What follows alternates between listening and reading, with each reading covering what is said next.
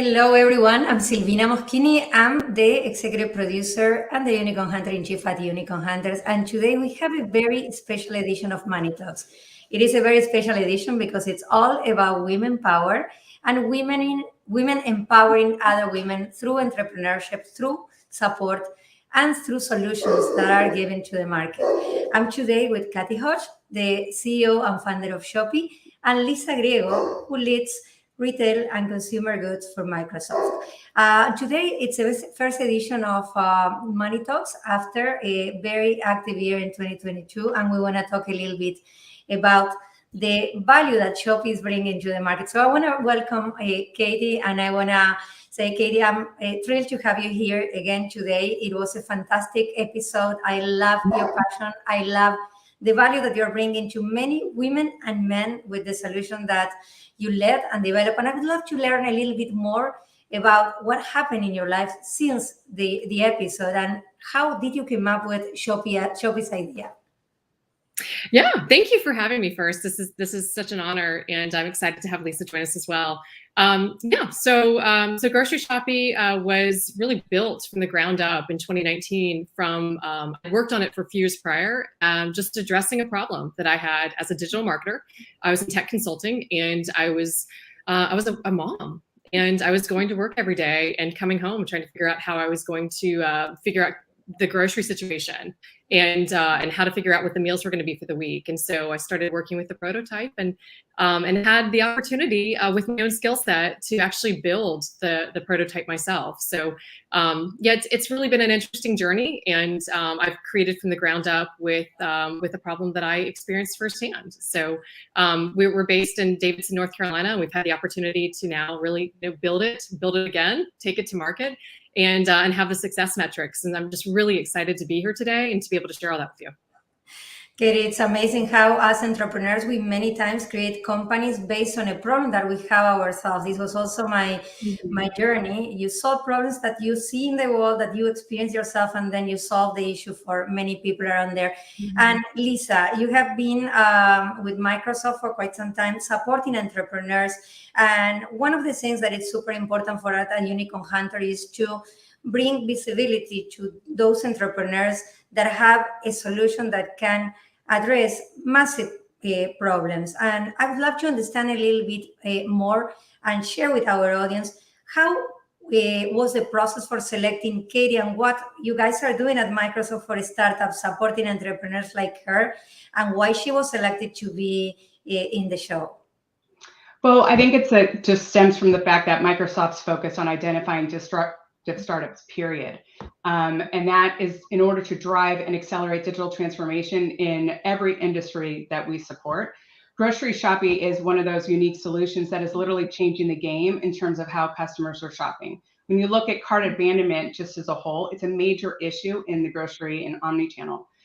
Customers today and grocers today leave so much money on the table because they're treating all of their customers the same.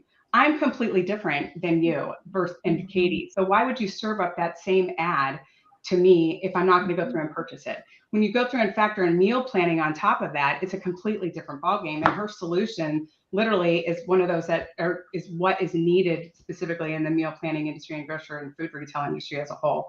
So in this specific instance, when we come across a unicorn, like Katie, we go and we make sure. I want you. Sister, let's talk about it. I mean, am I even? So like even like my unicorn, like my that's a good one. I love that. This is my golf cover for my 3-wood. But no. So when we come across unicorns like Katie, and honestly, I met Katie for the first time at Grocery Shop, and I go through these alleys, meeting all these different startups, and I want to understand what they're trying to do. And I'm going to be honest, we need to see more women in those startup alleys. There's like, I think she might have been like 1 or 2 that I've seen. And when immediately, and whether it's bias or whatever, I will gravitate to understand what their solution is. And when I came across this one, called my friend Shish, who runs the Microsoft for Startups program. He's like, oh my God, Katie's amazing. I just nominated her for blah, blah, blah, for the Unicorn Hunters. And I was like, wait, what? And then it was crazy, because that's when I started to dive deeper into Katie's solution. But people don't understand, if you're selected as Microsoft for Startups program, that is massive. that means that you have been identified as our highest potential B2B startups are only a part of the Microsoft Startups program. But that still doesn't mean that you cannot participate in our partner ecosystem as a whole. We develop and focus and deliver countless resources for these startups in order to help them scale at a fast clip, because that is what is needed in the space. We can't have Katie's solution sitting on the shelf and not being shared across every single grocer, because it can help them with what they're trying to achieve, which is sell more products, sell more incremental bottles and cases of wine and liquor, which is all profitable for them, and to be paired with their meal planning. Opportunities are endless within our solution. Sorry, I think what's so interesting, Lisa, what you just said though, is that as a small business, when you can partner with a big company, a powerful tech player, a giant, and be able to build that relationship with them, I mean, the opportunity is invaluable for us. And so it's a blessing to hear Lisa's feedback on what we can help them with, because it's such a two-way street, and it's given us this opportunity. We partnered to innovate. My master's is in data. I mean, I partnered to start, creating behind the curtain. But what we realized is we found a marketing partner. We found a sales partner. We found this really amazing quid pro quo where we could all start leaning in together, and then also building new stuff together, which is the fun part too. Yeah, and it's very important because you have the innovation, and then a large established partner brings also the validation for the innovation, but also the branding, the support, the distribution, and it's become a one to many more opportunities, and the access and the market suddenly becomes gigantic. But Katie, I would love to for you to share a little bit more how Shoppie's work. What is in it for the moms, for the single dad, for the busy people that don't have time to just wander around the supermarket and want to have their life simplified? How much time you are saving? How does it work? Like anything you can share with the audience. I will. Thank you for that chance. So Grocery Shopii is a very narrow tech platform. We are a retail tech application. So really what I did is we came in and looked at grocery as a whole. There's the website and there's the e-commerce shopping journey. That's it. And when you look at any application to help shoppers with recipes, they live outside that journey. So they're B2C, it's an app you need to go download, and it's trying to scrape. It's taking the retailers and pitting them against each other. So the shopper has the cart, and now, this store can do it for this price. This store can do it for this price. There's no loyalty, right? There's no stickiness. No one really cares about the retailer in that process. And then the shopper at the end of the day may or may not get the recipes, may or may not get the ingredients they need, et cetera. And so we came in and built an application that can click into any e-commerce platform. We can literally work with anyone. If you have 1 or 2 stores, if you have 1,000 stores, we can work with you. And so within that process, we flood the shopping experience with recipes. So we are the third channel within that path to purchase. And we are directly connected to the cart. We flood it with recipes from food bloggers, from food brands, and the grocery stores all have their own recipes. They take a lot of pride in those recipes. It's part of their brand. And so we embrace those recipes too. We know that food blogger recipes convert at a 50% higher rate to cart than any other kind of recipe. So we use that as part of our secret sauce to get the shoppers to and through the shopping journey as fast as possible. What we do is we feed you the recipes, and we use machine learning and a combination of implicit and explicit data capture. What are you telling me, and what am I learning from your behavior? We combine it, we smush it into a platform where we are just constantly optimizing the recipes that we feed you based upon what you're telling us purposely, and then through your behaviors. And so with that, what you do is you create this amazing environment where shoppers get their meal planning and online grocery shopping done on their favorite grocery store who uses the technology in 5 minutes flat. It's very, very quick. We email you or text you the recipe content. And then the grocery store can use all of our recipes on all their omnichannel. And then we can track everything and show them where they're getting the highest ROI on their social spend. We see the full path to purchase. We see the shopper before they even enter the experience, and we see the shopper all the way through to the finish line. And that's just an incredible vision. It's one of my Western Michigan University professors who advises me said it's the holy grail. We see everything. And when you see everything, you can start to influence at a very different level. But being the 43-year-old mom with 2 kids, I am the persona. I sit with grocers all over the world. I sit behind the curtain with their digital teams, innovation teams, and they go, oh, we're trying to target her. I am her. And I know what she needs. And I built it for myself. And I am replicated across this world. And parents need technology that's going to help them get through meal planning quickly. It's economical, it's healthy. It just leans into what they need the most, which is just a problem solved. And Katie, what is the business model? How are you making money with the company? Yeah, so we have a SaaS-based offering for the grocers. It's incredibly affordable. It's a monthly plan based on however many stores they'd like to turn on the technology with. And then the recipes are actually funded partially by a single food brand partner. And it allows us to get super high quality recipes, beautiful photography, nutritional data, and it allows them to give us their sort of best, most optimal recipes for each season, each moment. And they get, obviously the opportunity to convert to cart. And then behind all of that, there's a tremendous amount of data and learnings on what's optimized, what's working best, where spend needs to be reallocated, et cetera. And that's just incredibly valuable data that we can offer both retailers and brands.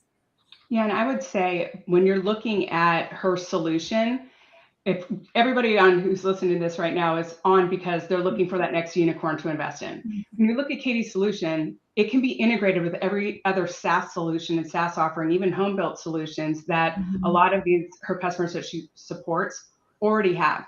So if you have a CDP, customer data platform, you're able to go through and capture key insights and understand who that consumer is to drive that hyper local personalization. And that's key. Once you have that insight and you feed that into her platform to make it easier within 5 minutes, it's a perfect recipe in order to succeed and elevate the game for every single retailer she supports. I think that we've only scratched the surface in terms of the upside potential, in terms of what Katie's offering can deliver.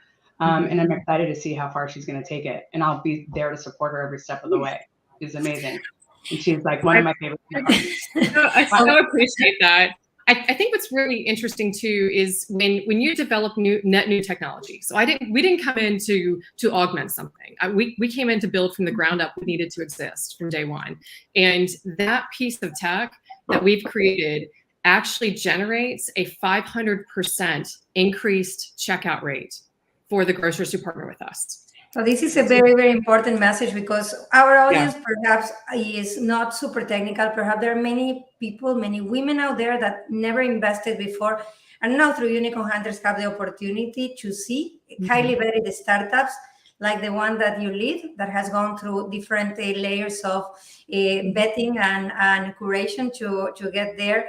That is solving a massive problem, how to bring food in the form of delicious recipes to the table in a very efficient and simplified manner. So you are getting the recipes for the moms out there. You are getting increased sales for the retailers, and you are getting a lot of happiness all around the family because you are bringing food, and especially like when we think about Latin America and the Latin European culture as well, and in the United States, we get around food. Like we love to get together around food. So how can people in the audience that feel that they will use Shoppi or they like what Shoppi is doing or the problem that they're solving, whether they are a retail owner, no retail owners, or are moms or pops who are in charge of meal planning, invest in Shoppi? What are the things that they need to know? How much they can start investing, how they should start communicating or initiating this process to support you? Yeah, thank you. So first and foremost, we have this amazing pitch on unicornhunters.com. And so it's a great opportunity just to have that experience of understanding who we are and what we do and who we serve. Second, we are raising money. So the initial raise is a $5,000 minimum. And that raise can actually be accessed through the Unicorn Hunters link. There's actually a triggered email that can be sent to you, or you can go to our website. It is Grocery Shopii. which is groceryshopii.com. And there's an investor inquiries link at the top, and it has all the information, including the Unicorn Hunters link to the show. And it can pop you directly into a system where you can make an investment in the company. So we're raising right now up to $15 million. And we are working across a couple different goals. North America penetration is goal number 1. And so we do have a very large integration already. We are actually queuing up integration number 2 right now. We have product number 2 behind the curtain. What I think is really interesting about what we do that I think wildly differentiates us from anyone else playing in the recipe or meal planning space is we build for the future. We have developed the app to activate and optimize tech today for grocery, but everything that we're doing to add features and functionality and to build the next products is all about the future of grocery shopping. What does it take for a busy person to not get out of their car? Right. What does it take for them? That's really, really important, because with our crazy busy life, we need solutions like that. And Lisa, I know you're super passionate about women and women entrepreneurship. And I would love to have your personal opinion, share on why you choose Shoppi. I know why I invested in her. She's a force of nature. She understands data, she understands market, and she understands the consumer needs. And I do believe that Shoppi is a fantastic solution for at least half the universe who are women. So I would love to understand why you support Katie, and why you think that people in the audience, like anywhere in the world, can invest and should invest in startups and save this little money extra that they have to support entrepreneurship and innovation. Well, first off, I think it's important to note that Microsoft, when we are investing or select or work with our partners, we're doing so because we're trying to co-create technology solutions. And the whole purpose in doing so is to democratize technology. We do it because we want to make it available for literally every person in any organization on the planet to achieve more. That's our bread and butter. And we can't do that unless we're working in concert with startups. I can tell you that Microsoft actively supports women-owned startups, and we're doing so because we want to be a part of the conversation in the game to literally fundamentally change the dynamic of the startup ecosystem. I mean, when you look at how many women are in tech, our percentages and our representation today are completely off kilter. And I know as a woman in tech, as a woman who has my own ideas that I know will literally change the world, I want a seat at that table, and we deserve a right at the seat of that table. And I want to be a part of that change in terms of the technology solutions that we're delivering. We can't do it though. I can't do it. Katie can't do it on an island. We need the support of these tech partners who believe in the solution that we're trying to solve for. And we'll go through and help with the technology and resources, because the whole goal is to accelerate time to market, right? And scale their operations as fast as possible with the resources that we have available. So I think from that perspective, when you're looking at it in terms of why we selected and worked with Katie, for me, it was a no-brainer. First of all, when you're looking at Microsoft for Startups program in general, because we track it from a demographic perspective, currently 17% of all of our Microsoft for Startups partners that we're selecting are part of the 17% of the underrepresented minorities, which means that 17% of those underrepresented minorities, the majority of them are female. This extends just beyond a female play. This looks across every single demographic that's in the marketplace today. And we have an active pursuit to literally fundamentally expand and ensure that we have the accurate representation across every single one of our functions. So I think it's just a fundamental core to Microsoft's entire go-to-market. And I'm excited to be a part of it too. And one thing that it's certainly bothers me, because data is on our side. Like, we all have the indicators that prove that women-led business have 28% better return in profit. That we are in a time of crisis like the one that we're living, the ones that are leading this transformation revolution, because emotional intelligence, which is something that we women have, the ability to build a tribe, the ability to be empathic and work. I mean, I don't know anything about my tribe. It's like a thing. So it's crazy. That sounds like we see the numbers. Like women today have achieved higher educational rate, advanced degrees, that women-led companies present better return in profit, are more capital efficient, that we represent 80% of the buying power of the world, yet the capital doesn't get to us in the same way because sadly, culturally, we were trained, like even as little girls, to be seen but not to be listened to, and this still perspires in the way that the money is allocated, because the money is managed in a way that it's led by men who many times invest in men and not invest in entrepreneurs or ideas. So one of the things that I'm extremely passionate about is investing in entrepreneurs regardless of the gender, without the bias, because then you see the entrepreneur. And when you see someone like Katie, you see that she is driving her business with an enormous passion and knowledge and solving a real problem. So who cares about the gender? The talent has no gender. And this is one of the appeals that we do when we launched Unicorn Hunters to the people, to help amazing founders, regardless of the gender, succeed by partnering with them, by investing in them. And in particular, Lisa and Katie, one thing that it's also surprising for me is like, we women are making money.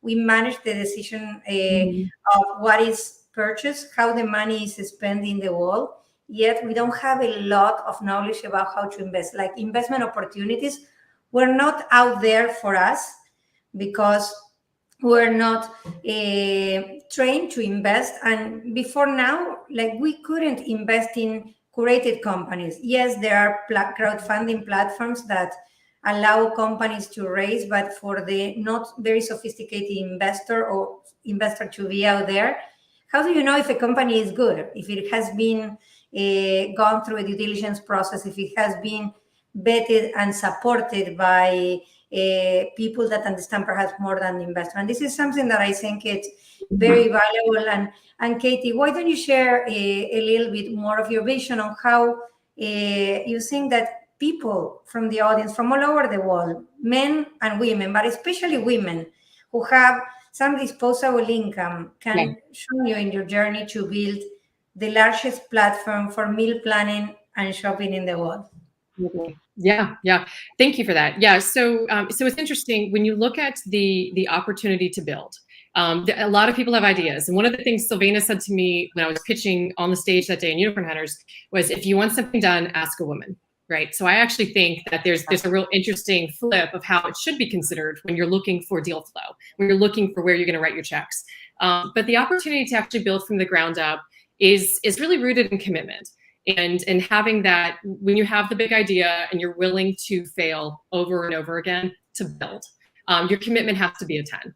And I think that that's really interesting for me, because as more women start playing with the idea of entrepreneurship, I was laid off. I'd had an 18-year consulting career. I was up for partner and I was laid off. I built this company with severance money. And so I think it's really interesting too, that you have to have a fire. And you have to have a purpose. I built it for a problem that I had personally. These are all things that I think are key indicators of what drives success. It was very personal to me, what I did. And if you're building for yourself, it should be very personal. It should live deeply in you, because that's what keeps you at the office until 8 o'clock at night. And that's what gets you up at 5 a.m. And if you don't have something deeply personal, you're not going to be doing that. But also you have to embrace the failure, because it's part of the ride. You have to find people skills. Anyone who knows me deeply knows I'm actually an introvert. I have to turn it on to build this business, and I do it every day. But my favorite thing to do is to read a book by myself. And so it's interesting to sort of build that person within you to create the company. And then you have to find resources. Go find your mentors. Lisa has a funny story that she may or may not tell about how I hunted her down. I needed her. Straight up hunted. She literally, before I knew she was a unicorn hunter, she was, because I am a unicorn just by nature, right? Anybody who knows me knows I'm a unicorn. I'm actually a unicorn in the tech industry because I actually used to sell products at P&G. So I'm like literally a unicorn. But that said, Katie literally hunted me down in Vegas. I met her through a quick drive by, and she's like, oh, we were going through, and I said, oh, well, let's just connect via phone. And she got my cell phone, and this is after a Vegas night. So if you do a show, you know what happens the next day. you're out late, having fun. But anyhow, my hat was catching my flight, and she's like, okay, I'll just meet you at the elevator. And I said, okay, sweet. I'll meet with you for 15 minutes. We're fine. And then we'll draw the connection. And so I come down from the elevator, and she's right there with a goodie bag of hydration, water. I even brought me snacks. And I was like, oh my God, who is this woman? She is, and my guardian angel coming down, bringing me these gifts. And so I said, okay, let's sit down. Let's find a place to sit. And she's like, no, we're not sitting. She's like, we're going to the airport. And I said, do you have a flight? And she said, no, I don't have a flight. And I said, you're legit taking me to the airport? I said, you don't have to do that. She's like, no, I am. But my point is, we had an amazing conversation in the cab. Like, it was just seeing how her brain worked. I was like, okay, regardless of what happens right now, I'm going to do whatever humanly possible in order to help you improve. But this was a by chance meet when Katie and I had first connected. But pay attention to the words that she said earlier. She by default is an introvert. The majority of women are, like, I wouldn't say majority of women because I don't have the statistics, so I shouldn't say that. But I would say a lot of women are introverted, right? But what she does is she overcomes that anxiety, and like literally will go through and become an extrovert when she needs to turn it on, because she believes so profoundly in her product. Like, from that moment, I felt so blessed that she even felt that I was important enough to deserve a free like cab ride over to the airport. But it was amazing. Like, seriously, just her sheer tenacity. She literally did stop me as a unicorn. But one thing that I love about women entrepreneurs, that we know that how extremely hard it is for us. So we always have to think outside the box, skirt the rules, bend them, not break them, to get things to the final line. So I love that story, and I love also the fact that you come from P&G and now in Microsoft, because you are connecting the dots between. Oh yeah, I'm a connector.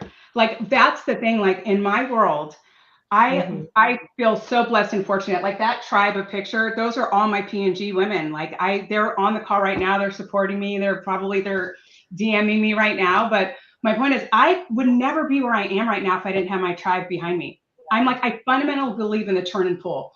I count my countless mentors that I have. I mean, that literally saw something in me, because let's face it, when I was hired at P&G back in circa 2002, you would not, like, my 2002, who I was not, I was not the person I am today, but I had mentors to say, don't change who you are, be who you are, because that's what's going to resonate. And my credibility with my customers would literally skyfold, because I would say, you know what, you don't really need this specific product. I think this something else could benefit you. And we work together in order to build a business. But having that ability to grow up within that specific company that was dedicated to change the numbers. In order for P&G to be successful, we had to have and sell product that was representative and created by the people who actually were trying to solve those unmet needs, right? And so, like, I'm proud to say that I'm still a shareholder of P&G, but their inclusion and diversity numbers, I like to flip it, because everybody should be included and diversity is irrelevant. But their D&I numbers are 50-50 from a women perspective. That's awesome. At Microsoft, we're 31% of all of our employees are women. When you look at LinkedIn, which is where this is hosted, LinkedIn, our LinkedIn employees represent 45%. And the kicker, and what brings me so much joy to work here, is the fact that the latest percentages in terms of females who were hired at Microsoft is 47 in the last 5 years. So that means we're changing the mold. We're going to literally be able to drive a lot of this technology and the advances that we see in these unmet needs, and literally embed it into our just the way and how we operate and work together moving forward. And hopefully with next generations, with the millennials and the Z-Gen, we'll have totally different conversations, because we are part of a generation shift in which women were like somehow trapped, because we achieved education, we got into the workforce, we started to build, and then suddenly the culture is not still ready for us, but we are building the path, and women like Katie are being a role model for many, many more younger girls and women out there who now see, because she is making it, she's succeeding, she is a driving force behind her business, that things can happen if you are extremely driven, determined, and passionate, and have a purpose to make things better. And I think that this is a very important point, because women, we need to have or redefine our relationship with power and money. So if women in our audience have the money or the power to make things happen, they need to use it. Money and power used for a positive thing is extremely, extremely important for us as a society, and we can use our power to empower.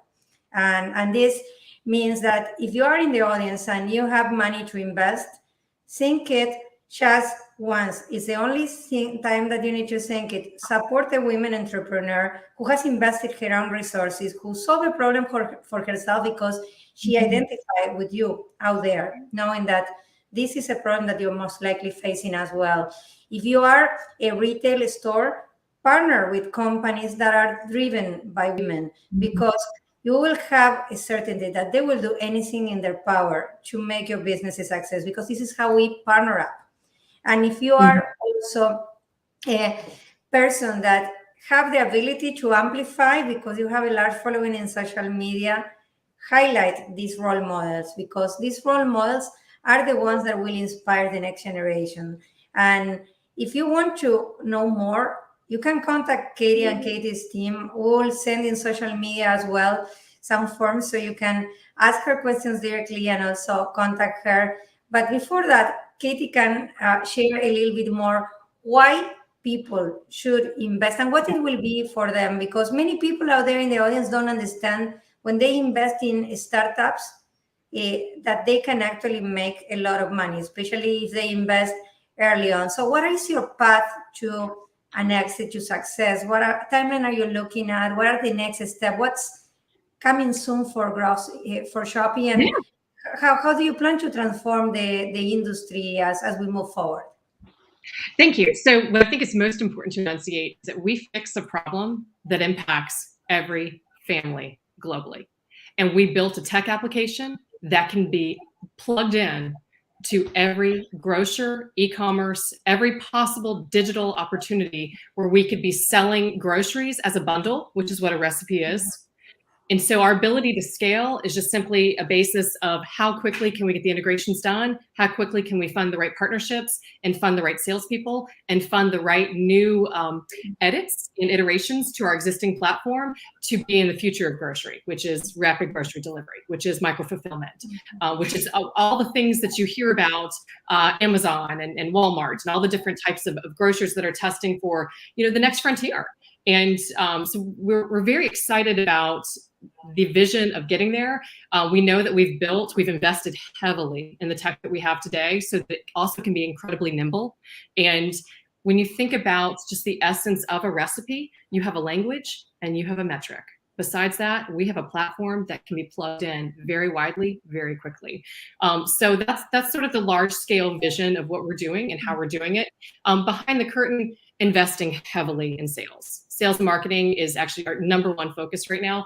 Number two is data, getting the data shaped up. We are retailer first. And so when it comes to delivering data back to our retail clients, we actually have data that is actionable. It drives change. And so it's not just throwing, month or quarter old insights back at them. We deliver it to them in a way where we actually show them, do this, don't do that. And that gives them different outcomes. So the essence of what we do and how we partner is tremendous. And honestly, I think our opportunity is absolutely tremendous. We've never heard no. And I don't mean to say that. That probably sounds a bit obnoxious coming out of my mouth. No one says no to us. The food brands don't say no. They don't have a chance. We'll come back to them and get a yes. The shoppers don't say no. We're free. We're totally free. This platform will always be free. Recipes are free on the internet. We just simply do a much better job of pulling them together, consolidating, and feeding them with machine learning, and putting them in the right place at the right time for the shopper to actually take advantage of that. And yeah, I think our future is tremendous. Should join. And I would like to invite the audience for questions, so they can also interact with you. They have the opportunity to interact with two amazing ladies today. and I don't want to monopolize all the conversation. So one of the questions that we get from the audience is, how do you think unicorn hunters can help other women entrepreneurs scale their businesses? So I guess that question is for me, but I would also like to have Katie's and Lisa's opinion. For us, it's about democratizing the access to investment opportunities for the masses, allowing people out there to be part of the journey of entrepreneurs like Katie, to co-build with them, to have skin on the game. Katie already put her skin on the game because she invested her own money. So giving you the power to empower her to take the company to the next level.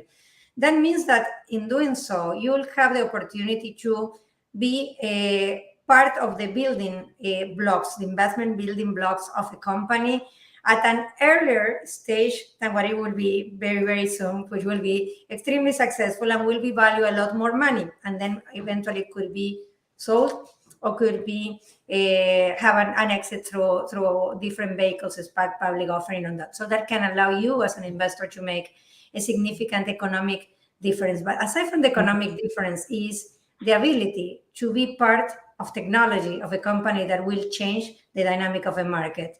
So for women entrepreneurs, the opportunity to hack this bridge, to bridge this gap that is out there, that only 2% of the money goes to female founders, which is crazy. It's absolutely insane because women-led startups present better return on profits and do much better than only male-led startups. So giving you the power to empower other women, to empower entrepreneurs, but also solving a massive problem that we see in the market. But Katie, how do you think the audience that are part of Unicorn Hunters can help you as an entrepreneur? In addition to putting money to co-build with you, what else can they do for you?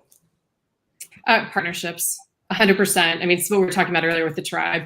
A true founder, the founder you want to invest in is one who has the grand vision, but also is capable of laying out and executing on the steps to get there. And so that's just who Unicorn Hunters looks for, I think, because I've seen the other people, women and men, that they have pulled on the show and all have that very same attribute. I would also say, too, that kind of identifying the moment of inception when all of a sudden all this hard work, you get your performance metrics, is at a place where you are about to explode. Everyone's ready. The one thing you need is money.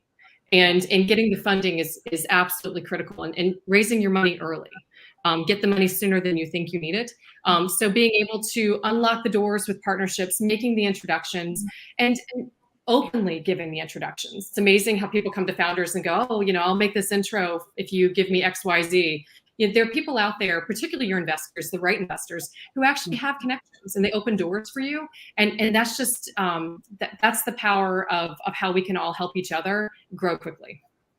Yes, co-build, and this is super important because at the end of the day, it's about building an ecosystem that can support and put their money where their mouth is. If we say that we want to support entrepreneurship, we need to be part of that ecosystem and open doors, as Katie said, becoming a partner or making introductions so someone can become a partner, by becoming a customer if you are the right audience for this type of solution, but also getting your friends to meet amazing entrepreneurs such as Katie and invest in them. And we have Alicia Williams, who is most likely a women entrepreneur, or she wants to be an entrepreneur, and is wondering how startups can apply to be part of Microsoft for Startups program. Yeah, so in order to be a part of the Microsoft for Startups program, you can go to startups.microsoft.com. And just submit your application and form in order to be a part of the program. I can tell you, depending on what your solution is, depending on where your current tech stack is in terms of where you're housing your data, are you leveraging our other resources and tools that we have available? We want to get a better understanding from that viewpoint. But if you have a solution that's already baked, it's already done, and you're looking to expand and looking at an opportunity to scale, you need to work with a partner like Microsoft in order to do that. And I can assure you that if you have that disruptive, innovative solution, we can go through and help you navigate the massive space of Microsoft because we're a huge company. But I laughed earlier, sorry, Elisa, to go back to that. But I laughed earlier when you mentioned the $2, like 2%. The 2% of dollars invested in VC-backed startups is $2 per 100. Like, I don't know about you, but that infuriates me as a female. A female in tech, you're telling me I can't get more than $2? How can we not get more than $2? And so I think we need to go through and figure out a way, like we need to band and partner together in order to make this happen. I just had an idea last night. For those in the inner circle, Katie, Silvina, you're going to be a part of it too. I have an idea in order to make that happen and create all the collective mind of these powerful women that we all work with and sit in the room in order to create that type of collaborative, creative energy. I could tell you, whenever I come back from my tribe trip, I am ready to conquer the world. Like, my people help empower me and they make me stand like 100 feet tall. And I know I can conquer anything and I know I will succeed regardless of what I deliver. So sorry, I went digress. I have to address that $2 thing. That didn't fly with me. I don't know. When I saw that, it hurt. It cut deep. And I feel personally responsible to be fortunate enough to be in a place to change that dynamic. And next year, I want to make it 20. Actually, hell, I want to make it 50. Actually, I lied. I want to make it 100% of all the dollars backed by VC. And we can all make it happen if we partner on this. And I think one important thing to both of you, Katie and Lisa, and also for the audience is we can use our power to empower. That means that starting at $5,000, we can invest in companies like Shoppi. And this is the amount of money that doesn't require like an extensive amount of thinking. You see a thriving business, you see a woman that is determined to make it a success.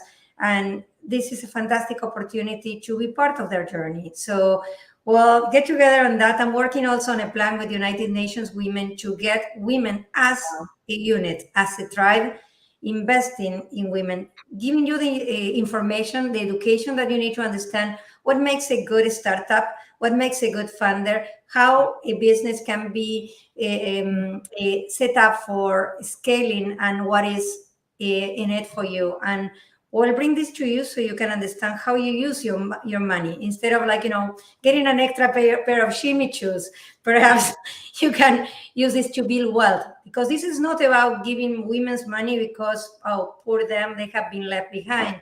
This is about being part of the new economic revolution in which we all, as women, take charge of our future. Build with other women, build with founders who can create the next billion-dollar businesses. And we have one last question, and this is from Jordan Smith. And she wants to know, what advice would you give women early in their career who want to pursue entrepreneurship at some point of their life? So this is for you, coming from corporate America as well, and becoming an entrepreneur. Here's how we can help Jordan find some guidance on that. And I'm going to piggyback, Silvina, what you just said, because I think it's really important. I spent a lot of money on shoes and handbags early in my career, and it is, you have to have. I'm not that girl. I don't do that. We have to have 2 years of funding in your savings account to leave your corporate job and go do this. And you need to understand what you can live on for 2 years. Not 6 months, not 9 months. When you get your severance paycheck, you don't go blow it on a trip to Cabo and then come back and then decide to be an entrepreneur. You have to start immediately, and you have to have 2 years of funding. You need to figure out how you're going to pay for your healthcare. You need to figure out how you're going to pay for basic essentials. And you also have to embrace that your life is going to change dramatically. I didn't get paid for 20 months. 20 months, zero. That severance had to go way longer than it was supposed to. And it was tough. And I didn't take vacations. We didn't do a lot of things. I didn't get a new car. Everything stayed the same. But you have to want it so bad. That fire has to be so flaming in your chest that you will give up everything to go build that company and build your dream. And it's a long play. It's not a short play. But the 2 years is something that I'm actually glad I got this question, because I've always wanted to say that. No one's ever asked me that before. You got to have 2 years in the savings account. And as soon as you do, quit your job or see if you can get a severance package and move on. Yeah, I love that. I also come from a traditional career in the corporate world. And when I became an entrepreneur, I think I remember crying for the first 6 months because I didn't have any idea where to start. And suddenly the money were not coming in because it takes time to build. So you have to have this cash and you need to be prepared for what is coming because this is extremely, excruciatingly hard. But if you have a vision, you have the drive, you have the determination, and you solve a real problem, chances are that you're going to succeed. And I actually would build on that because Katie was in a different situation, right? Like she admittedly said that she had received a severance package. So, but I would encourage every single woman out there, and a male, female, whatever, if the trick is to do it as a side hustle and until you can afford and have the backing in order to move on. Why do you think I have my prosperity rock here? My prosperity rock is here. Says I am focusing on my prosperity, girl, and I'm imagining that abundance. My future self is grateful that I'm there, right? But my point is, in order to do that, you have to figure out how to go and like literally toggle back and forth between your day job and getting up at 5 o'clock in the morning to focus on your side hustle. And then maybe do a workout in, but like you need to figure out how to do the balance between the two and make sure the cost of entry is delivering in your current job. You delivering your current job and your bandwidth and your credibility in that space continues to expand and you're expanding your network and you're using those opportunities to literally meet every single person. Like Silvina, you and I are homies now. We didn't meet until today, but guess what? Now you're my new best friend and I'm going to call you and say, hey sister, I have a new startup that you need to consider, right? And that's the whole dynamic. Like from this, we are going to expand our network and grow. But my reco to every single woman out there, woman, man, whatever, is focus on how to deliver your day job, but also don't lose sight of how prosperous your side hustles can be, and get yourself a gratitude rock and rub it during the day. I have a gratitude rock, and the fact that you have one is blowing me away right now. Yeah, hi. I like to drop the bombs. It's what I do. I love that. I will do a special shout out for all the unicorns out there. Lisa's included as well, and Katie is included as well, to the book of a very good friend of mine who wrote the 10% Entrepreneur. Patrick McGuinness, he was the one actually that coined the word FOMO, fear of missing out, as a Harvard graduate. And he has this book that talks exactly what Lisa just mentioned. Save the 10% of your time and of your income to create this side fund to build something. When you see that this is taking off, that you have enough money and that you've proven, because it's also use your time wisely, it matters. You can start building also when you have a job. So use this time to see if your minimum viable product works, if someone is willing to pay for what you are doing. And with that amazing insight from my super stellar guest, I'm going to wrap up. I want to invite you all to watch Unicorn Hunters, especially going to Shoppi's episode today to learn more about Katie's business, to invest, to evaluate, to showing this women power revolution, to help Shoppi as an entrepreneur take the company further and partner up with her to fund her, to open doors for her, to amplify her voice, and also to consider, if you are an entrepreneur, showing Microsoft for a Startup program. It has been an amazing partner for us. We want you to get there, get all the support, get onto the platform, and perhaps if you are lucky as Katie, they will recommend you to be part of Unicorn Hunters. So on demand Shoppi episode in unicornhunters.com, and very soon coming the next episode, also with diversity, unicorns, more unicorns to be very soon. An entrepreneur from Latin America, a doctor who is developing a technology to do a cancer test at home, Genex Pro, tomorrow at 10 a.m. at Unicorn Hunters. So I want to welcome Hernan, this amazing entrepreneur from Chile, while we say goodbye to our incredible Katie, the star entrepreneur, the brain and soul behind Shoppi, and our guest partner, Lisa Griego from Microsoft. So thank you very much. See you soon until the next Money Talks. Thank you. Thank you.